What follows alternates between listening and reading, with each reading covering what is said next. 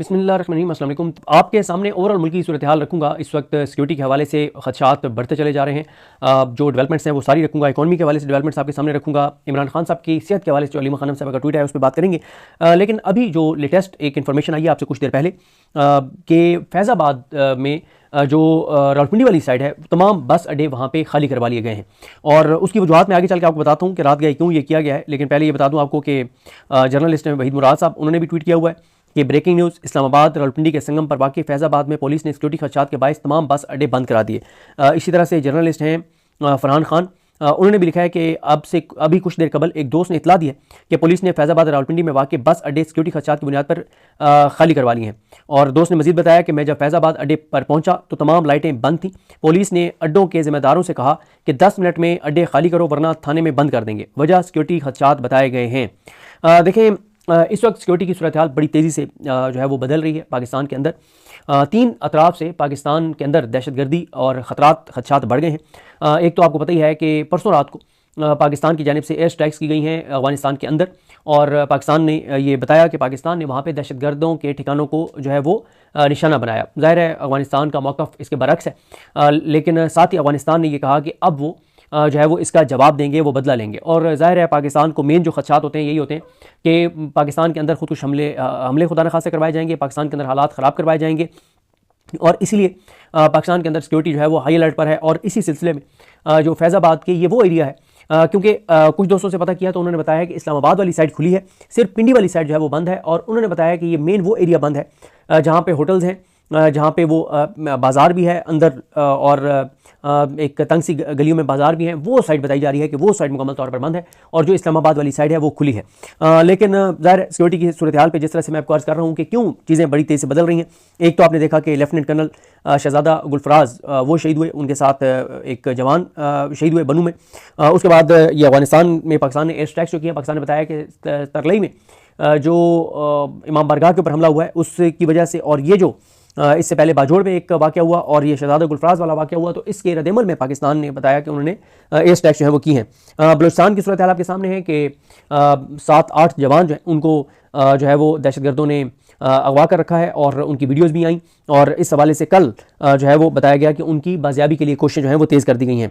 इसी तरह से बलूचिस्तान में कल 14 मजदूरों को जो है वो अगवा किया गया है। इसी तरह से कल जो है वो DI खान में एक खातून खुदकुश हमलावर को गिरफ्तार किया गया है। इसके अलावा 2 ड्रोन हमले हुए, एक तीरा में हुआ है और एक वज़ीरिस्तान में इतलात आ रही है कि वहाँ पे हुआ है। तो इसी तरह से जो और दहशतगर्दी और इन हालात से जुड़ी हुई चीज़ें हैं उसमें मोदी जो है वो इसराइल जा रहा है और इसके हवाले से भी पाकिस्तान के अंदर बहुत ज़्यादा पाकिस्तान की तरफ खदशात हैं कि मोदी वहाँ पर जा रहा है। तो पहले ही पाकिस्तान तो ये क्लेम कर रहा है कि बलूचिस्तान के अंदर जो कुछ हो रहा है उसके पीछे जो है वो भारत और इसराइल दोनों हैं। तो ये है जनाब सूरत हाल। और बाकी आप देख रहे होंगे कि अल जज़ीरा जो है वो इनको जो BL है उसको फ्रीडम फाइटर्स लिख रहा है, जिस पे पाकिस्तान बहुत सख्त जो है वो रिएक्ट कर रहा है। तो जिस तरह से मैंने आपको अर्ज़ किया ना कि पाकिस्तान बड़ी तेज़ी से सिक्योरिटी की सूरत हाल तब्दील हो रही है। सर्दियाँ जैसे ही जा रही हैं और गर्मियाँ शुरू हो रही हैं तो ये खदशात पहले भी थे। और मुमताज़ भट्टी साहब, जिनको मैं कहता होता हूँ कि डिफेंस के हवाले से वो बहुत मुमताज़ सहाफ़ी भी हैं, तजियाकार भी हैं, वो मुसलसल ये बात बता रहे थे।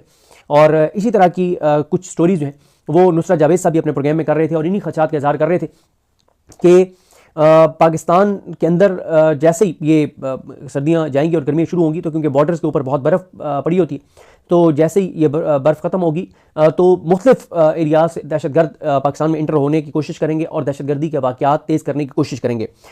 इसके अलावा बहुत सारे ममालिक के नाम आ रहे हैं कि कौन कौन सा मुल्क इनके पीछे है। ज़ाहिर है उनका उसमें मैं नहीं जाना चाहता, फिर कहा जाता है कि जी आपने कुछ ऐसे ममालिक के नाम ले लिए जो पाकिस्तान के आप तल्लुकात इससे ख़राब हो सकते हैं, तो हमें ज़रूरत नहीं है। बहरहाल बहुत से जो नाम है कुछ इस्लामी ममालिक के भी नाम लिए जा रहे हैं कि वो भी इन सारी चीज़ों के पीछे हैं और वो क्यों हैं उसकी कुछ वजूहात भी बताई जाती हैं। लेकिन ये बहुत एक कंसर्न की बात है कि पाकिस्तान का जो भारत की तरफ बॉर्डर है उसके ऊपर भी इतलात है कि भारत किसी वक्त भी कोई फॉल्स फ्लैग ऑपरेशन करके और जंग जो है वो शुरू कर सकता है। अफगानिस्तान का बॉर्डर ऑलरेडी गर्म हो चुका है और एक वो बॉर्डर एक तरह से हालत जंग में है क्योंकि अफगानिस्तान ने कह दिया है कि वो रिएक्ट करेंगे, वो बदला लेंगे, वो वापस जवाबी कार्रवाई करेंगे।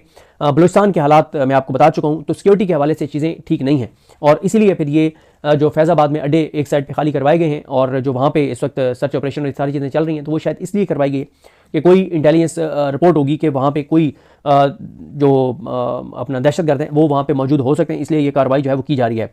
अब इकॉनमी की सूरत हाल पर आने से पहले इमरान खान साहब की सेहत के हवाले से बात कर लेते हैं। इकॉनमी की सूरत हाल भी मैं आपको इसलिए बताऊँगा कि ये जो टाउट्स हमें बताते हैं ना, गैरत से आरी जो लफ्ज़ इसके अलावा है वो मैं इस्तेमाल नहीं करता। बहुत से लोग, बहुत से तो नहीं, चंद लोग कमेंट करके कहते हैं कि वो गाली के ज़ुमरे में आता है। गो के मैं बार बार बता चुका हूँ कि बिलावल भुट्टो जरदारी ने इमरान खान दौर में जब लफ्ज़ बेगैरत यूज़ किया था इमरान खान की हुकूमत के लिए, तो उस पर बिलावल भुट्टो जरदारी डट गए थे, अड़ गए थे और उन्होंने कहा था कि एक पार्लिमानी लफ्ज़ है।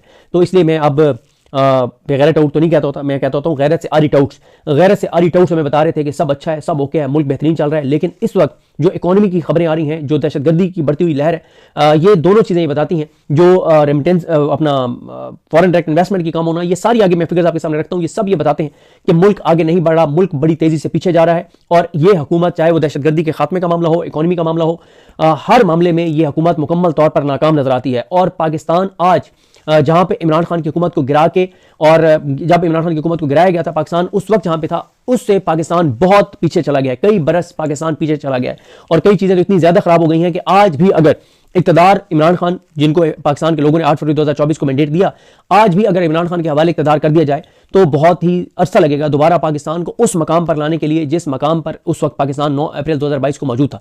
तो अल्लाह ताला रहम करे, चीज़ें बहरहाल किसी तरफ से भी अच्छी नहीं है। इमरान खान साहब जो है उनका, जिस तरह से मैंने आपको बात किया कि उनको अभी तक हॉस्पिटल शिफ्ट नहीं किया गया। अलीमा खानम साहबा ने एक ट्वीट किया है और उसमें अलीमा खानम साहबा ने दोबारा एक चीज़ को वाजे किया। उसमें उन्होंने कहा कि ये ये नहायत अहम और फौरी मामला है कि इमरान खान का फौरी तौर पर मुआयना किया जाए और इमरान खान का इलाज किसी मुनासिब मेडिकल फैसिलिटी में किया जाए। हमारी सिफारिशात जो वाज़े तौर पर चीफ जस्टिस जाहिया अफरीदी को पेश की गई थी, उनमें वाज़े तौर पर मुतालबा किया गया था कि इमरान खान का इलाज शिफा इंटरनेशनल हॉस्पिटल में माहिर डॉक्टर्स करें और उस मौके पर इमरान खान के ज़ाती डॉक्टर्स और फैमिली भी मौजूद हो। यह इंतहाई अफसोसनाक है कि चीफ जस्टिस जाहिया अफरीदी ने अडयाला जेल में डॉक्टर्स के दौरे पर इत्मीनान का इजहार किया और ख़ानदान जो इमरान खान की फैमिली है उनके जो कानूनी और जायज़ मुतालबात हैं उनको मुकम्मल तौर पर चीफ जस्टिस जाहिया खान ने जो है वो इग्नोर किया। वो क्या छुपा रहे हैं? हुकूमत और इस्टेब्लिशमेंट की जानिब से ये गैर मामूली कोशिश कि इमरान खान को किसी मोतबर तीसरे दर्जे के हस्पताल में जो है वो इमरान खान के जो इमरान खान का इलाज है, हुकूमत क्यों रिलक्टेंट है, इस्टेब्लिशमेंट क्यों रिलक्टेंट है कि इमरान खान की उनके ज़ाती डॉक्टर्स और उनकी फैमिली की मौजूदगी में किसी अच्छे हॉस्पिटल में ना कराया जाए? हुकूमत और इस्टेब्लिशमेंट क्यों रिलक्टेंट है? हुकूमती वज़रा ने, और इससे वो कह रही हैं कि बहुत से सवाल जन्म ले रहे हैं, इमरान खान के इलाज में ताखीर की जा रही है। हुकूमती वज़रा ने गलत दावा किया कि इलाज में ताखीर इसलिए हुई क्योंकि ख़ानदान ने अपनी मौजूदगी और ज़ाती डॉक्टर्स की शमूलियत पर इसरार किया। यह कोई ताखीरी हरबा नहीं था, बल्कि शफाफियत, मुनासिब देखभाल और इमरान खान की सलामती को यकीनी बनाने का एक बुनियादी ज़रूरत था कि उनकी फैमिली भी मौजूद हो, उनके डॉक्टर्स भी मौजूद हों। और उन्होंने कहा कि जो डॉक्टर्स, पिम्स के डॉक्टर्स अडयाला जेल गए, उन्हें सिर्फ मुआयने के लिए भेजा गया था, इलाज के लिए नहीं भेजा गया था। जेल जैसी जगह जहां ना मुनासिब हालात है, ना माहौल है, ना हिफाजती इंतजाम मौजूद हैं, वहां किसी तरह का इमरान खान का वो मुआयना मुमकिन नहीं है तिबी तौर पर जो होना चाहिए। उन्होंने कहा कि पिम्स के डॉक्टर्स जो है वो उनके साथ अल शिफा आई ट्रस्ट हॉस्पिटल के एक डॉक्टर को भेजा गया ताकि जस्टिस जाहिया खान की जो टाइम लाइन है उसके अंदर फॉर्मेलिटी जो है वो पूरी की जा सके। ताहम 16 को ये गए और 17 को बुशरा बीबी की बेटी के जरिए जो हमें पैगाम मिला वो यही था कि इमरान खान उन डॉक्टर से मुतमिन नहीं है और इमरान खान के ज़ाती डॉक्टर्स की मौजूदगी में उनके ब्लड टेस्ट जो है वो होने चाहिए। तो उन्होंने कहा कि हम अब तक होने वाली तमाम जो ये मेडिकल रिपोर्ट्स उन्होंने सामने रखी हैं उनको हम मुस्तरद करते हैं।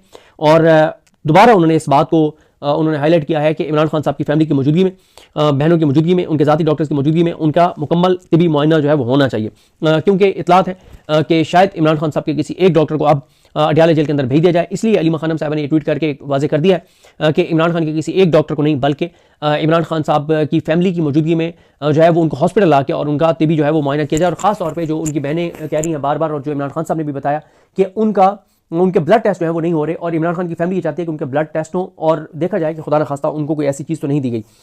तो ये सूरत हाल है। अच्छा, इसी तरह से अब आ जाए मुईशत के ऊपर। देखिए, मैंने आपको अर्ज़ किया कि क्योंकि गैरत से आरी टाउट्स हमें बता रहे हैं कि सब अच्छा है, चैन ही चैन लिखा जा रहा है और पाकिस्तान बहुत शानदार चल रहा है, लेकिन हालात और सूरत हाल सिर्फ कल की खबरों के बारे में मैं आपको बताऊँ और कल की खबरें बता के फिर पिछली जो 8-10 खबरें वो भी जल्दी जल्दी आपको ज़रा दोहरा दूंगा, ताकि थोड़ा सा हमें अब इस चीज़ को भी हाईलाइट करना चाहिए, इकॉनमी को भी, कि इकॉनमी किस तरफ जा रही है। लोगों को बताना चाहिए कि आगे हालात बहुत खौफनाक आ रहे हैं। आगे बिजली के बिलों में 100% इजाफा होने जा रहा है। आगे हालात तेजी से गरीबों के लिए मजीद गहरा तंग होता चला जाएगा। कल की जो खबरें हैं, कल की ये 23 फरवरी की नहीं 22 फरवरी की मैं खबरें आपको बता रहा हूँ कि पिछले साल लाइन लॉसेस जो थी और बिजली जो चोरी थी वो सालाना 591 अरब रुपए की बिजली चोरी हो रही थी, या लाइन लॉसेस यानी जो बिजली ट्रांसमिट की जा रही थी लाइनों में, वो आगे पहुंचने से पहले जो ज़ाया हो रही थी या जो चोरी हो रही थी, वो उसकी कीमत, उसके पैसे बनते थे 591 अरब रुपए। 591 अरब, इमेजिन कीजिए।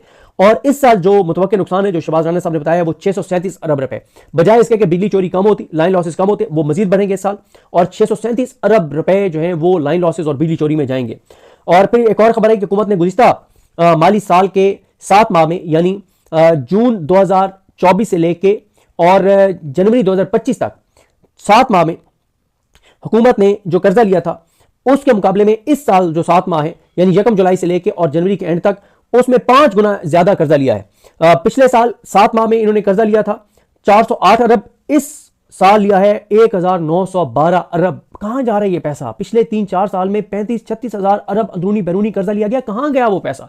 कहां लगा है वो पैसा? आवाम पे तो नहीं लग रहा। अवाम तो खुदकुशियों पर मजबूर है, गुर्बत बेरोजगारी बढ़ती चली जा रही है, अनसर्टेनिटी बढ़ती चली जा रही है, पैसा जा कहां रहा है? और अब आप देख लें कि 7 माह में, इस माली साल के पहले 7 माह में 1912 अरब इन्होंने जो है वो कर्जा लिया है और पिछले 7 माह में ये 408 अरब था, तो आप अंदाजा लगाएं। इसी तरह से जनाब ये बताया जा रहा है कि यही रफ्तार रही तो कोई 5000 अरब से ज्यादा का कर्जा ये ले चुके होंगे। फिर शहबाज राना साहब ने बताया कि क्रेडिट रेटिंग हमारी अभी भी नेगेटिव है, इसलिए खुद हम जो है वो बॉन्ड लॉन्च नहीं कर सकते। और वो उन्होंने पूरी टेक्निकल स्टोरी समझाई कि हम किसको कह रहे हैं और उसमें हमें कैसे एम्बेरसमेंट हुई।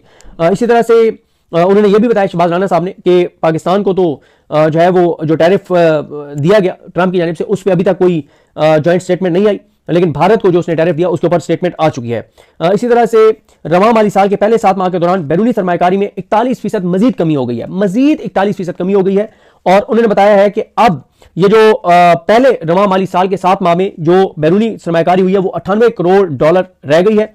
और इसी तरह से गुज़िश्ता माली साल के इन 7 माह में 1 अरब 66 करोड़ डॉलर हुई थी और अब 1 अरब 66 करोड़ डॉलर से कम होकर 98 करोड़ डॉलर रह गई है, यानी 41% मजीद कमी आ गई है पिछले साल की निस्बत बैरूनी सरमायाकारी में। कर्जों का हजम 138 अरब डॉलर से तजावुज कर गए। गुज़िश्ता 3 वर्षों में सूद की अदायगी में 84% जो है वो इजाफा हो गया। जाहिर है जब कर्जे बढ़ते चले जा रहे हैं तो सूद की अदायगी भी बढ़ती चली जा रही है। स्टॉक एक्सचेंज कई हजार पॉइंट्स गिरी है पिछले हफ्ते। अब आज से देखते हैं क्या होता है। अच्छा, ये होता है जब एक हफ्ते गिरती है फिर पसे पर्दा चीज़ों को आर्टिफिशियली मैनेज किया जाता है और अगले हफ्ते मजीद उसको उठा दिया जाता है। हालांकि वो कोई पाकिस्तान की मुईशत का कोई क्राइटेरिया नहीं है कि स्टॉक एक्सचेंज से पता चले, वो एक गोरख धंधा है। जो लोग काम करते हैं वो आपको बेहतर बता सकते हैं। इसी तरह से 60 अरब रुपए की सालाना जो है वो गैस की जो चोरी हो रही है वो भी सार्फिन पे डाला जा रहा है और गैस की चोरी भी बढ़ती चली जा रही है। अब आ जाए इस बात के ऊपर कि इसके अलावा गुर्बत पहले खबर आ चुकी है कि 28% तक पहुंच गई है। हर 100 में से 28 पाकिस्तानी ऐसे हैं जिनकी माहाना इनकम जो है वो 8400 रुपए से कम है। 8400 रुपए से कम है उनकी माहाना इनकम। इमेजिन कीजिए कि वो घर कैसे चलता होगा जिसकी इनकम 8400 रुपए से कम है। गैस की जो सर्कुलर डेट है वो 3300 अरब हो चुका है। बिजली का सर्कुलर डेट 1600 अरब हो चुका है। सरकारी इदारों का खसारा 300% बढ़ चुका है। 200 से ज्यादा फैक्ट्रियां मिलें बंद हो चुकी हैं। किसान का 3000 अरब का नुकसान हो चुका है। तनख्वाहदार तबका बेजार है। सरकारी मुलाजिमीन में धरना दिया हुआ है। यूएई 2 अरब डॉलर वापस मांग रहा है। तेल की कीमतें मजीद बढ़ने जा रही हैं। पेट्रोलियम लेवी पाकिस्तान की तारीख में किसी एक साल में इतनी ज्यादा इकट्ठी नहीं की गई जो इस एक साल में इकट्ठी की गई है। और इसी तरह से 125 आलमी कंपनियां जो है वो पाकिस्तान छोड़ के जा चुकी हैं। और इसी तरह से हमारा जो हम दावा कर रहे थे कि ट्रंप के साथ हमारी रिश्तेदारी हो गई है तो हमारी एक्सपोर्ट्स नहीं बढ़ रही। भारत को ज़बरदस्त उनको वहाँ पे टैरिफ मिल गया है ट्रंप की जानिब से और साथ ही भारत को यूरोपीय यूनियन के साथ भी उनकी ज़बरदस्त डील हो गई है और हमारी 9 अरब डॉलर की एक्सपोर्ट्स खतरे में पड़ गई हैं। और इसी तरह से जो है वो बिजली की कीमतें मैं पहले बता चुका हूँ कि 100% मजीद बढ़ने जा रही हैं। इकॉनमी नहीं चल रही। सिक्योरिटी के हालात बहुत ख़राब होते चले जा रहे हैं। मुल्क नहीं चल रहा। लेकिन इनके ज़ाती जहाज़ भी आ रहे हैं। इनके बैरूनी दौरे भी चल रहे हैं। इनके किचन भी चल रहे हैं। इनके शशके भी चल रहे हैं। इनकी याशें भी चल रही हैं। इनके बच्चों के मामलात भी ठीक हैं। इनके खानदानों के मामलात भी ठीक हैं। इनके असासे भी बढ़ रहे हैं। इनकी जायदादें भी बढ़ रही हैं। इनके कारोबार भी बढ़ रहे हैं। इनके हर चीज़ इनकी अपनी ज़ाती ठीक है। लेकिन मुल्क का हर शोबा, हर तबका, हर आने वाले दिन के साथ नीचे जा रहा है, पीछे जा रहा है। और पाकिस्तान उस तरफ ये लेकर जा रहे हैं कि जहां पे अभी तो चले गया ना कि चंद साल लगेंगे लेकिन पाकिस्तान दोबारा उस जगह पे आ जाएगा जहां 9 अप्रैल 2022 को था। लेकिन जिस तरफ ये तेजी से मुल्क को लेकर जा रहे हैं तो खुदा न खासा वहां पे ले जाएंगे कि फिर कई दहाइयां लगेंगी मुल्क को वहां पे भी लाने में जहां पे 9 अप्रैल 2022 को मुल्क था। तो किसी को कोई एहसास नहीं है कि मुल्क किधर जा रहा है और पाकिस्तान के लोगों के साथ क्या हो रहा है। हर कोई यहाँ पे इस वक्त जहां जहां कोई बैठा है सीट के ऊपर वो सिर्फ और सिर्फ अपनी जात, अपने मफाद, अपनी उसके लिए अपने लिए सोच रहा है, मुल्क के लिए नहीं सोचा जा रहा। यही वजह है कि हालात बड़ी तेज़ी से बिगड़ रहे हैं, चाहे वो मईशत के हों, चाहे वो सिक्योरिटी के हों, चाहे वो रीजनल हों, चाहे वो इंटरनेशनल हो। अल्लाह ताला पाकिस्तान पर अपना रहम करे, अल्लाह ताला पाकिस्तान पर अपना करम करे। मुझे अपनी दुआ में याद रखें। अल्लाह करीम हम सब का हामी नासर हो। अल्लाह हाफ़िज़।